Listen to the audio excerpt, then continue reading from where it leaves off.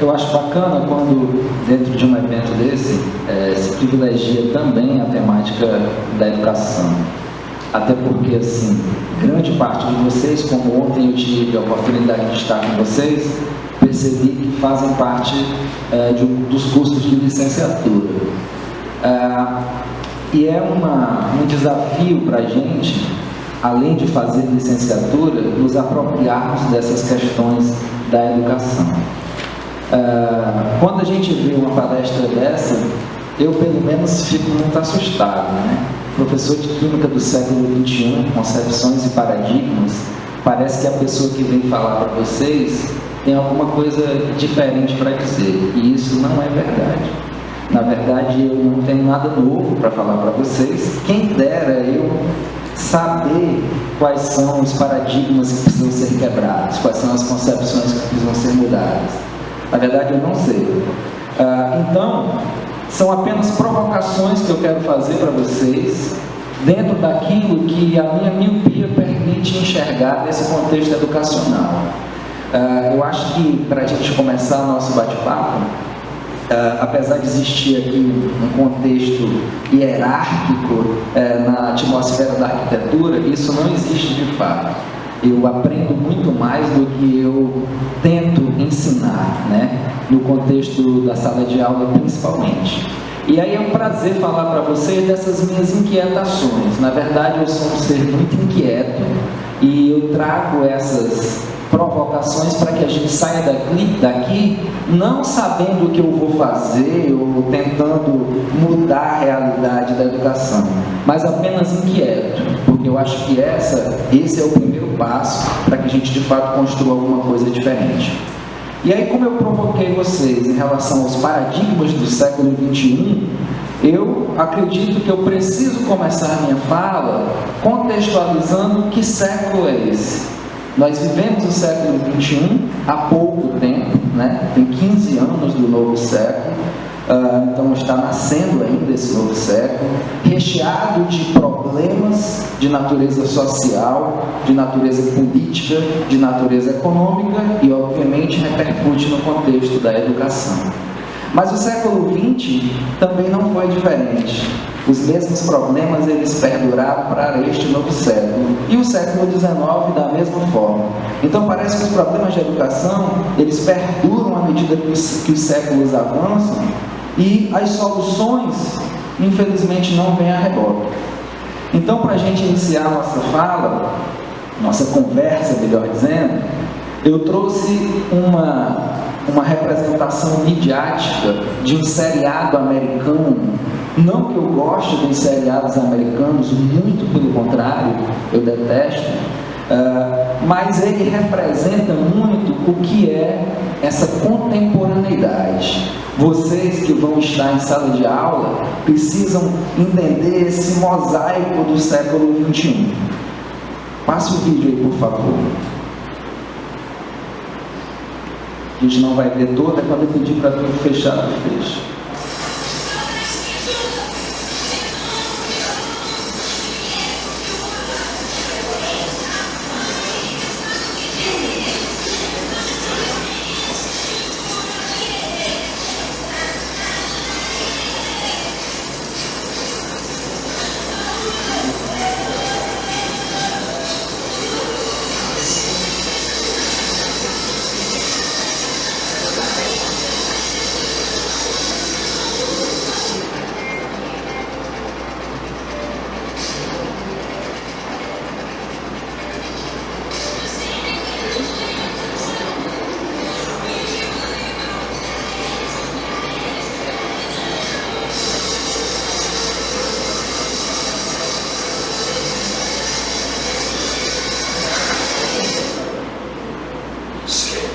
Essa era a primeira temporada do Skin, a gente está bem na quarta já. Deixa eu rolar só um pouquinho da segunda, que a segunda ela é um pouco mais interessante. Tá dando para todo mundo ver aí?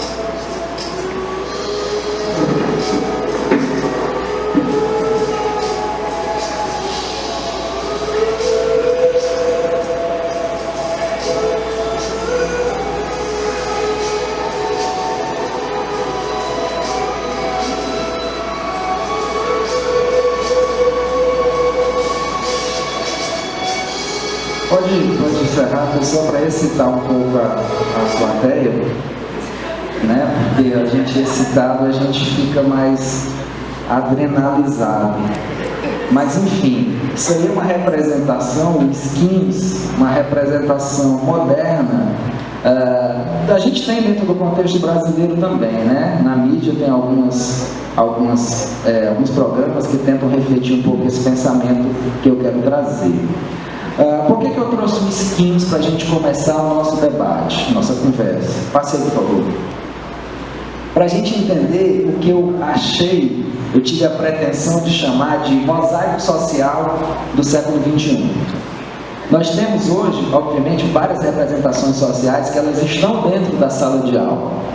Aí quando eu vou conversar com alguns alunos, os alunos pensam assim, falam assim para mim: professor, por que a escola tem tantos problemas? Por que na escola onde eu estagiei existe o problema da indisciplina? Por que na escola onde eu leciono existe o problema da promiscuidade? Por que a escola onde eu leciono existe o problema da violência, do tráfico de drogas, da prostituição, do alcoolismo? Aí a minha resposta é: porque a escola que você leciona, ela está dentro de uma sociedade. A escola, ela é a sociedade, é a representação social. E aí nós, professores, entramos nessa sala de aula, muitas vezes alienados desse contexto. Parece que a gente entra na sala de aula como se a sala de aula fosse um ser à parte da sociedade. E aí a gente fica frustrado quando de repente as nossas ações elas não estão em consonância com aquele meio. Mas a sala de aula, ela tem as questões, as intenções e os dilemas sociais, com um detalhe: vividos por adolescentes, vividos por crianças e vividos por pessoas que têm uma angústia social muito grande, que é, apesar de paradoxal, a falta de diálogo. Não se constroem diálogos efetivos, não se constroem diálogos construtivos em grande parte do contexto midiático. Então o jovem cresce angustiado. E aí a gente vê dentro da sala de aula a repressão policial. A gente vê dentro da sala de aula a sexualidade querendo ser discutida e a gente não dá espaço, a gente reprime e aí gera um silêncio. A gente vê na sala de aula a representação da nova família, mas que a gente também não discute, porque a gente tem um paradigma daquilo que é certo, daquilo que é verdade. E aquilo que é diferente do que eu penso, não pode ser discutido. Até porque muitas vezes eu não tenho bagagem para discutir aquilo, então eu me omito. Dentro da sala de aula tem a fé. Não sei se vocês acompanham as notícias, mas nós vivemos uma sociedade que, entre aspas, é laica. Entre aspas, se respeitam todas as religiões. Mas não se dá o direito, por exemplo, de se não ter uma religião. Se eu professar o ateísmo, as pessoas vão dizer: nossa, ele é ateu. Aí se eu professo o meu cristianismo, alguns vão dizer: nossa, mas ele é cristão, como ele é alienado. Aí se eu professo, por exemplo, que sou adepto de uma igreja qualquer, que dou dinheiro para o pastor, vão dizer: nossa, mas ele paga a vida boa do pastor. Então que estado laico é esse que a gente vive? Que sociedade é essa que a gente vive? E o professor, ele precisa entender de instruir. Aí quando eu trago esse mosaico, para perceber que na nossa sala de aula nós estamos investidos de um poder de entender, de compreender e de respeitar isto aí.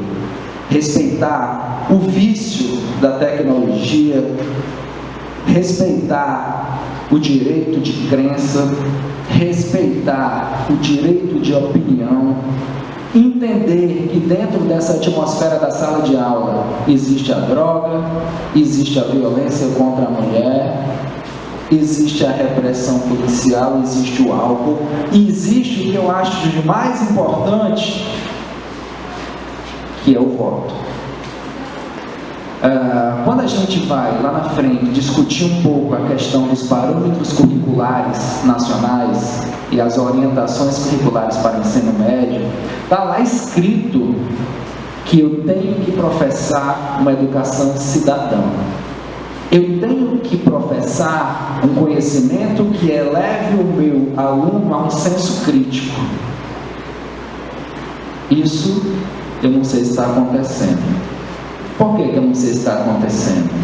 Porque quando chega a cada 2 anos que nós temos que obrigatoriamente nos expressarmos através do voto, da urna eletrônica, os debates eles são cada vez mais pobres do ponto de vista educacional.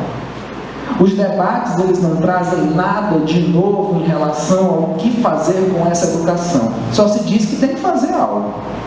Aí fica se discutindo, em plena campanha política, anti-cidadania, na minha opinião, quem é contra ou a favor da legalização da maconha, quem é contra ou a favor ao aborto, quem é contra ou a favor a nada, porque é tudo dentro de um paradigma de preconceito que eu não consigo avançar nessas questões. Aquilo que o cidadão deveria fazer, que é um processo de transformação, ele fica no mesmo. E aí as famílias se reproduzem, se repercutem e se perpetuam no poder. Então, enquanto esse mosaico social está acontecendo e eu pareço que fico cego e não entendo que a escola é isso, eu fico me perguntando, por que a minha sala de aula tem tudo isso? As coisas acontecem paralelo. Paralelo a isso, nós temos alguns dados horríveis, como por exemplo, o relatório da Organização Mundial de Saúde revela que a depressão é a doença que mais acomete a nossa juventude. Aqui em Teresina, os índices de suicídio são alarmantes. Esses alunos que se suicidam e que estão deprimidos, ansiosos, estão na sala de aula de vocês. Aí como é que ele vai aprender química estando deprimido? E se você estiver deprimido enquanto professor, como é que você vai ensinar química? Se a gente for observar o mapa da violência de 2014, registrou-se que 77% das jovens que morreram entre 15 e 29 anos eram negros. Aí é engraçado essa questão do negro. Eu perguntei à minha filha tem 5 anos apenas, fez 6, melhor dizendo, e eu perguntei, filha, tem quantos negros na sua sala? Aí ela chegou para mim e falou, papai, o que é um negro? Porque os negros, eles não estão representados nas esferas sociais mais privilegiadas, vamos assim dizer. E esses estão morrendo, assassinados. E ainda tem gente que quer diminuir a maioridade penal. Talvez para acabar logo, né? Com esses negros antes que eles completem 18 anos. Se a gente for observar um estudo do Ministério da Justiça, 50 mil mulheres são estupradas por ano no Brasil. E essas mulheres estão na sala de aula de vocês, nas minhas salas de aulas também. Um homossexual foi assassinado a cada 28 horas no Brasil em 2013. Só pelo fato de ser homossexual. As mulheres foram estupradas porque nós, da espécie humana, estupramos. Afinal, nós somos racionais. As outras espécies não estupram. As outras espécies só fazem sexo quando a fêmea está no cio. Nós não. A gente raciocina, então não tem para que a gente esperar. A gente faz a força. Além disso, tem outras questões também importantes. 1,5 milhão de sacolas plásticas são distribuídas a cada hora no Brasil. Certo? Então, enquanto a gente está conversando aqui, já tem quase meia hora, pelo menos 750 mil sacolas plásticas já foram distribuídas no Brasil. 2 dias andando de carro emitem a mesma quantidade de gás carbônico que 1 mês de metrô. Aí aqui em Teresina tem uma frota de 263 mil veículos e não temos metrô. Nós gastamos 15 mil litros de água para produzir 1 quilo de carne. E essa carne, infelizmente, também não está chegando na mesa de todo mundo. Mas a água está sendo gasta. Se a gente continuar com o mesmo nível de consumo que a gente tem hoje, se estima que a gente precisa de 6 planetas Terra. Mas nós não temos mais nenhum. Aí eu fico perguntando, mas professor, porra, eu vim para cá para ouvir você falar sobre os paradigmas do professor e as concepções de ensino de química. E até agora você não falou nada disso. Será? Será que eu não falei nada disso? Ou será que a minha miopia é maior do que a dos outros que enxerga química aqui também? Ou será que o teu aluno vai querer saber, cara, da ligação covalente entre o hidrogênio e o cloro para formar a molécula de HCl, distante desse contexto? Então, quando eu pego, passa aí por favor, quando eu pego e digo o que a química tem a ver com isso, é porque está escrito lá, por exemplo, que a química, eu não vou ler tudo, tá? Esses slides vão ficar disponíveis, inclusive isso aqui está sendo filmado para entrar no canal do YouTube depois, para que todo mundo possa assistir. Lá na química, nos parâmetros curriculares, está dizendo que eu preciso aprimorar o educando como ser humano, que eu tenho que colocar dentro da minha sala de aula uma formação ética, que eu tenho que colocar dentro do meu contexto do magistério uma autonomia intelectual e um pensamento crítico. Isso não está sendo feito.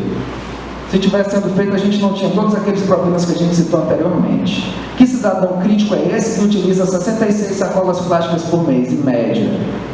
Que cidadão crítico é esse que não cobra das autoridades o saneamento básico? Porque Teresina só tem 17,9% de saneamento básico em sua cidade. E o resto dessa merda, com toda a propriedade da palavra, está indo para dentro do Rio Poti e do Rio Parnaíba. Que cidadão crítico é esse? Que cidadão crítico é esse que aceita que o sanear só seja na Zona Leste e nas outras zonas da cidade não se tem esgoto? Para que estão cortando aqui? Isso aí já é ditadura, você vê que eu estou sendo cerceado. Então, assim, para que servem as aulas de química, de biologia, de ciências? Para o cara passar no Enem e vir para cá e reproduzir a mesma estratosfera social que ele foi criado? E de que adianta sair da UF, químico, engenheiro, qualquer que seja a profissão, ocupar os postos do poder público e não fazer nada? Secretário do Meio Ambiente, com todo respeito, é administrador. Secretário de Educação, com todo respeito, não é educadora. Ministro da Educação agora é um filósofo. Eu tenho que apostar no que o Janine vai fazer. Mas antes dele, era um político. Então, cara, esse contexto não vai mudar nunca. Mas quem colocou o secretário de Educação lá foi você. Quando você apertou e confirmou, independente de quem você votou. Certo? E quando nós saímos na rua e apanhamos da polícia, quando estamos fazendo um movimento grevista, fomos nós que colocamos essa situação lá. Aos professores falam, mas professor, eu não quero ser professor. Um professor hoje ganha 50% em média do que ganham as outras profissões. Aí ontem uma colega falou aqui que nós não vamos ganhar dinheiro. Eu não gosto muito desse discurso utilitarista das profissões. Eu acho que a gente não tem que escolher uma profissão pelo quanto a gente vai ganhar. Certo? Agora, esse discurso conformista também de que eu não vou receber, que eu tenho uma missão, isso a gente tem que abolir. As novas concepções da nossa profissão é que nós exercemos um ofício Nós somos profissionais, nós não somos missionários, nós não somos vocacionados. Não. Nós temos um diploma de nível superior, podemos fazer e devemos fazer a diferença na nossa sala de aula, mas a gente precisa ter uma retribuição para isso. E não ser recebido com cacetete quando a gente vai fazer uma manifestação. E não ganhar, em média, 50% do que ganham os outros profissionais. Certo? Agora, o que eu vou fazer, cara? Passe aí, por favor. O que eu vou fazer? Eu acredito muito nisto aqui. Para mim, essas seriam as, não novas concepções, porque isso aqui de novo não tem nada, mas concepções mais revisitadas, vamos assim dizer. Eu acho que a gente precisa desenvolver e essa ideia não é minha, tá? É o desenvolvimento de um currículo orgânico, que existe já no papel, só que a própria formação da gente não foi baseada num currículo orgânico. A formação da gente foi baseada numa interpretação bacharelesca do que seria um professor de química. Tanto que eu tenho aqui excelentes alunos que chegam no último ano e querem fazer um TCC sobre o espectro de absorção não sei de que, do raio-x não sei da onde.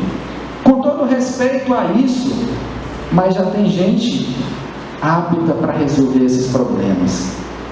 E aí os TCCs que buscam, por exemplo, qual é a solução para a violência na sala de aula? Qual é a solução para a indisciplina na sala de aula? Qual é a solução para o aprendizado na sala de aula? Por que nós ocupamos a 55ª posição numa escala de 65 possíveis no PISA?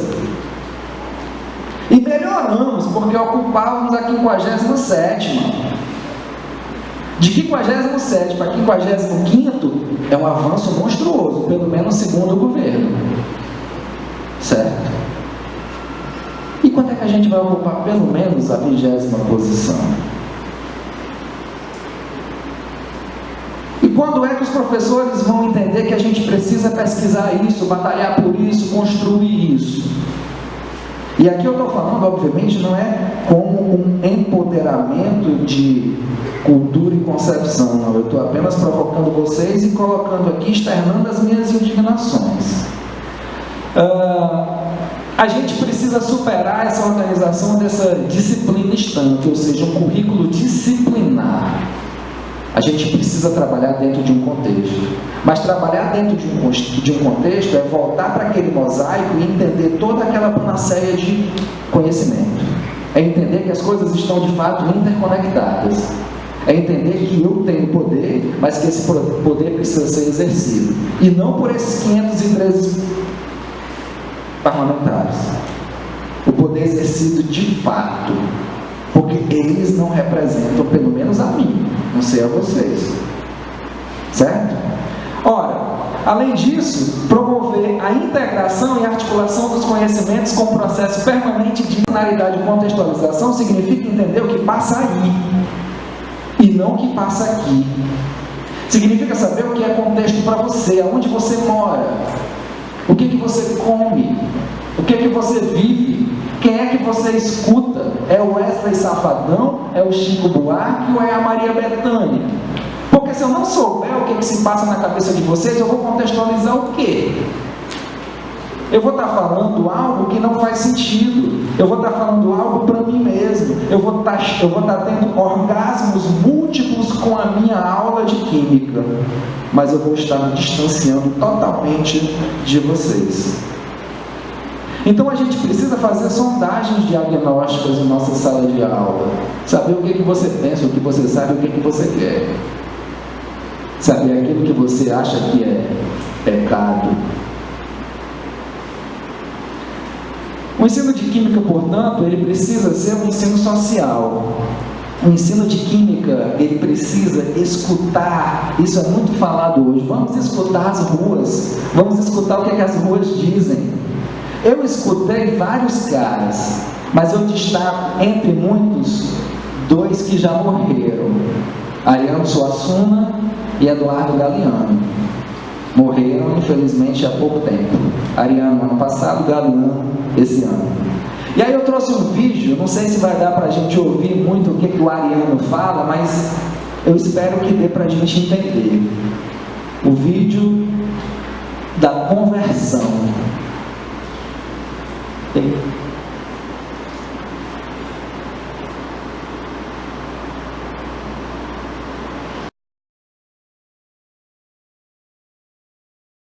Mas outro dia, foi na minha casa me converter um jovem.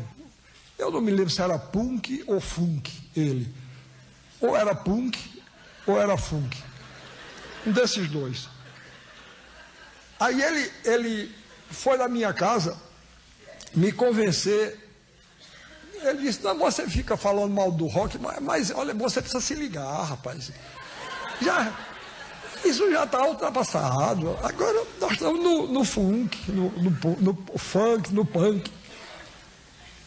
Aí resolveu cantar para mim, para me converter. Vejam que beleza.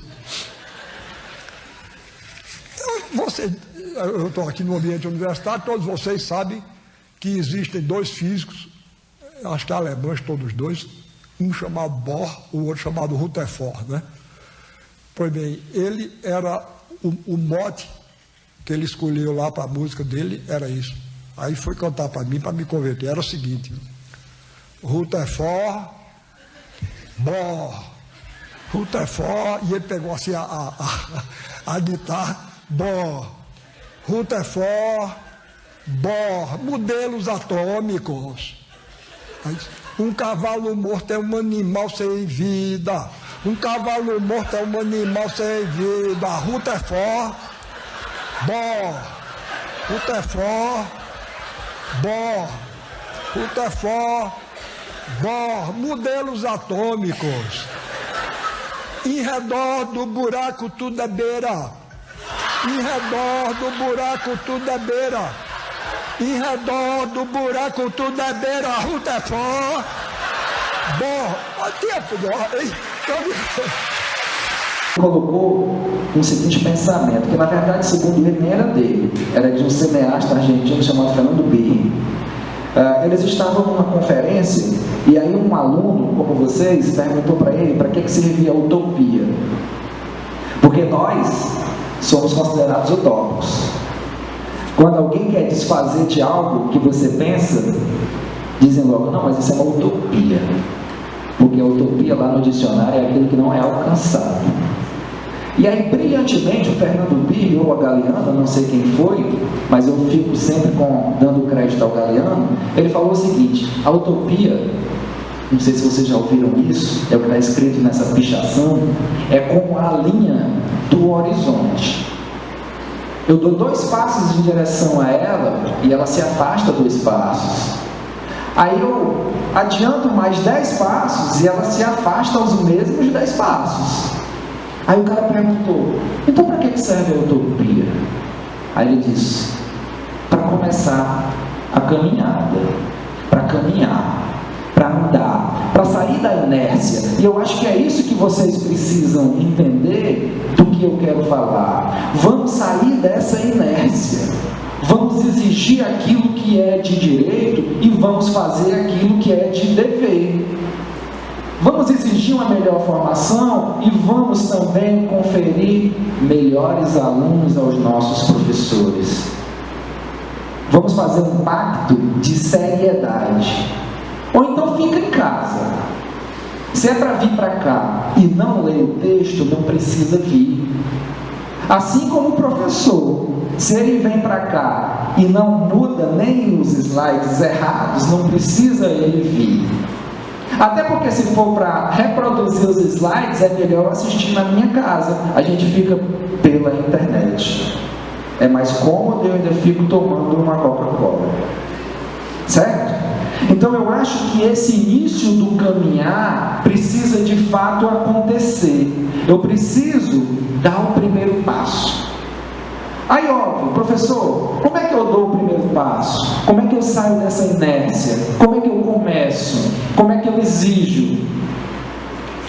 sei, mas eu tenho alguns passos que eu já dei. E aí eu trouxe aqui para compartilhar com vocês. Primeiro, ser professor é aprimorar o conhecimento técnico-científico.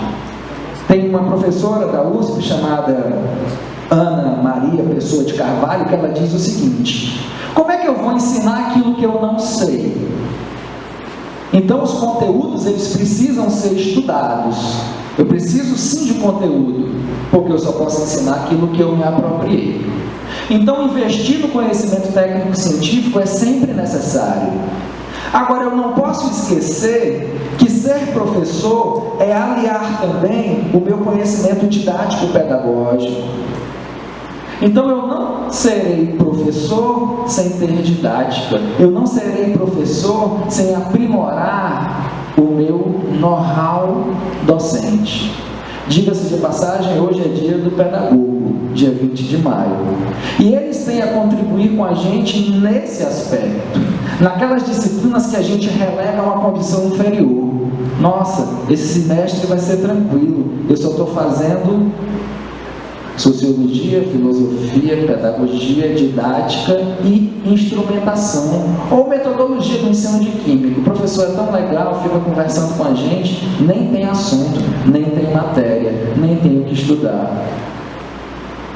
Então levar a sério isso, porque isso é que diferencia você dos demais. Aí quando você vai para a sala, intitulado da nossa arrogância, a gente ainda diz assim: pô, que professor ruim, ele não tem o mínimo de didática. Aí eu fico perguntando, talvez ele tenha cursado a disciplina didática igual eu cursei. Certo? Porque ele não tem. Ora, além disso, os saberes de experiência. Eu não quero ser aquele professor, eu não quero ser aquela pessoa, eu não quero reproduzir isso. Todos nós temos experiências docentes desde o momento que nós entendemos o que é estar na sala de aula. E a gente reproduz ou não aquilo que a gente quer, ou aquilo que a gente não gostou que foi feito conosco. E o que eu acho mais importante, que é a leitura crítica do mundo e de mim. Eu preciso ler o mundo, assim como Paulo Freire falou. E para ler o mundo, eu preciso me cercar de tudo que é universo humano. Por favor. Dentro dessa proposta, então, não nessa escala hierárquica, mas eu preciso ter um processo sempre de formação continuada. A coisa nunca acaba. Às vezes eu estou batendo um papo, tomando uma cerveja com alguém, e aí a gente escuta o cara falar assim: sabe fulano? Sim, sei, terminou os estudos. Aí eu fico me perguntando como é que ele conseguiu terminar os estudos. Porque eu ainda não consegui, e eu tenho certeza que eu não vou conseguir. Aí eu fico observando que, de fato, a coisa não termina mais. Quando vocês decidiram vir para cá, para a academia, isso é para sempre. É um contrato nupcial. E a gente não termina. Então invista, por exemplo, na pós-graduação, invista no mestrado, invista no doutorado. Mas se você é professor, invista no mestrado em educação. Não vá pesquisar o que existe dentro da molécula, não sei de quê, por que ela faz aquilo com aquele animal e com aquele outro, não. Vá para dentro dos programas de educação. Vá para dentro dos programas de formação de professores. Vá para dentro dos programas de aprendizagem. Além disso, nos atualizarmos. Nós temos várias revistas, periódicos, acadêmicos, que tratam do contexto da sala de aula. Aqui, por exemplo, eu poderia citar vários, mas eu vou citar só um: Química Nova na Escola, trimestral. Assinem, não sai caro. Assinem, se atualizem. Lá tem escrito quais são os dilemas da educação química. Além disso, investir em cultura. Investir em cultura. Ler, ver, sentir, andar, perambular, conversar. E sem preconceito. Eu acredito no pastor ou acredito no padre, mas eu preciso ouvir quem não está lá. Eu preciso entender a atmosfera cultural da minha cidade. Houve agora uma mostra de cinema no Teatro do Boi, Quantos foram? Quantos já foram na Casa da Cultura, na Praça Saraiva? Bacana. Então, invistam em cultura. E a outra coisa é o fortalecimento de classe. Nós precisamos ter um corporativismo de classe, não um corporativismo demagógico, mas um corporativismo de união. Sabemos que um professor representa toda a classe. E nós precisamos de representação política. Fortalecimento dos sindicatos, fortalecimento da classe docente, para que a gente não tome porrada da polícia e fique por isso mesmo, como aconteceu no Paraná há 2 semanas atrás, como aconteceu no Ceará há 2 anos atrás, onde um colega foi brutalmente espancado dentro da Assembleia Legislativa, levou um cacetete na cabeça e teve um traumatismo crânioencefálico. Sabe o que aconteceu? Nada. Aliás, aconteceu. O deputado que era chefe do plenário, hoje é prefeito. O cara que mandou a polícia aí conter a multidão. E talvez até os professores tenham votado nele. Não foi na cabeça dele, foi na cabeça do colega. Então a gente precisa fortalecer essa classe docente. E aqui eu trouxe algumas possibilidades de percurso. A nossa sala de aula precisa ser recheada de história. Precisamos entender a história da nossa profissão, a história da química no contexto educacional. A gente precisa entender que o contexto da ciência, tecnologia e sociedade se faz presente no nosso cotidiano. A gente precisa entender que os experimentos e o cotidiano precisam estar presentes na minha sala. Mas não é fazer um experimento para misturar A com B, ver sair uma fumaça e não saber o que aquilo significa. Não, é a gente experimentar para aprimorar o raciocínio. O experimento em química ele não pode ser apenas de contemplação, ele tem que ser de inquietação. E aí eu trouxe aqui algumas experiências pessoais minhas e de alguns colegas. Eu invisto em tecnologia. Esse é um blog chamado Pote de Miolo, que é um blog que eu administro já há quase 5 anos e já temos quase 60 mil acessos. Levando em consideração que ele não passa na Globo e que eu não ganho dinheiro com ele, é muito bom o número de acessos. Então invistam nisso, crie essa interface com o aluno de vocês. Aqui vocês podem colocar vídeos, textos, poemas, enfim, é ilimitado. Passe, por favor. Outro projeto que eu tenho orgulho de trazer para vocês, que não é meu, mas que contribui muito para o avanço do ensino das ciências, é o projeto do Educando Consciências. Nós estamos hoje no rádio, na internet e no jornal. Quando eu falo nós, é porque um louco só não consegue fazer muita coisa. Muitos loucos pensando juntos podem mudar alguma coisa.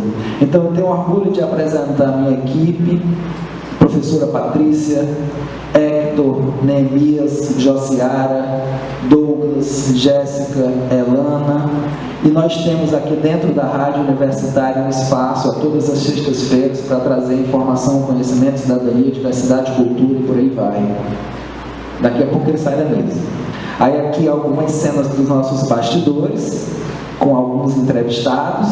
Pode passar, por favor, a gente já está finalizando. Aqui o nosso canal do YouTube. Crie um canal de vocês, façam vídeos do que vocês pensam, façam vídeos do que vocês gostam, publiquem. Pode ser que vocês tenham algumas visualizações. Aquele primeiro, por exemplo, já teve 5. Esse último já teve 37, ou seja, já houve uma melhora. Aí eu fico até lisonjeado, porque tem um programa da TV Cultura que eu fui acessar um dia desse, ele só tinha 2 acessos, ele já estava publicado há mais de 1 ano. Enquanto isso, um cara tirando a roupa e gritando em cima da mesa tem 4 milhões de visualizações. Visualizaram. Aí também não vai ficar nu na frente da câmera para fazer uma aula de química pelado só para ter visualização, certo? Prefira não ter visualização, mas aqueles que visualizaram porque quiseram. E para a gente finalizar, eu trago aqui também a coluna que nós temos hoje no Jornal O Dia, também do Educando Consciências. Então eu acho acho que essas propostas que me inquietaram, e eu parti para essa perspectiva da mídia, estão trazendo algum sucesso. A gente está conseguindo, meio que de grão em grão, tentar fazer com que a coisa avance. E para a gente finalizar, eu trouxe um pensamento do Galeano também, que diz o seguinte: a ciência diz que nós somos feitos de átomos, porém um passarinho me disse que nós somos feitos de histórias. E aí, para a gente finalizar com esse pensamento, o que eu acho que eu posso contribuir é: construam histórias. Eu acho que esse é o grande diferencial. Beleza?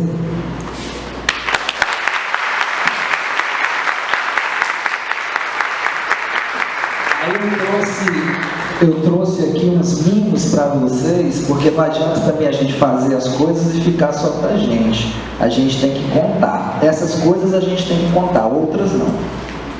E aí eu trouxe aqui alguns CDs dos nossos programas e a gente vai distribuir esses CDs. Quem tiver interesse nessas mídias pode me procurar ou procurar o pessoal da produção lá na Rádio Universitária.